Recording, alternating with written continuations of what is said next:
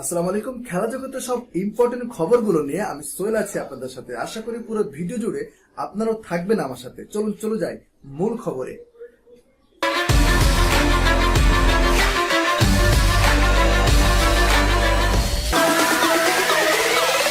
আর্জেন্টিনার সঙ্গে বিশ্বকাপ আয়োজন করতে চাই চিলিও।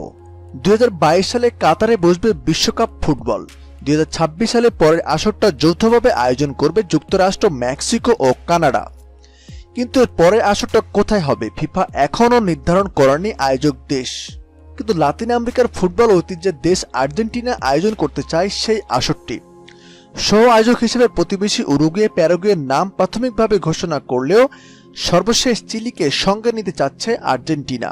2030 বিশ্বকাপ আয়োজনের বিডিংয়ে অংশ নেওয়ার লক্ষ্যে আনুষ্ঠানিকভাবে নিজেদের নাম ঘোষণা করেছে আর্জেন্টিনা। লাতিন আমেরিকার ফুটবলের নিয়ন্ত্রক সংস্থা কনমেবল প্রধান ডমিনগেজ বুয়েন্স আর্সে একটি সভা শেষে এমন ঘোষণা দেন। উচ্চ পর্যায়ে এই সভায় আর্জেন্টিনা, উরুগুয়ে, প্যারাগুয়ে 4টি লাতিন দেশের প্রেসিডেন্ট উপস্থিত ছিলেন। সভায় উপস্থিত আর্জেন্টিনার প্রেসিডেন্ট মরিসিও সভা শেষে সংবাদ মাধ্যমকে বলেন, বিশ্বকাপের আয়োজক হওয়া বিডিংটা খুবই প্রতিদ্বন্দ্বিতাপূর্ণ হবে।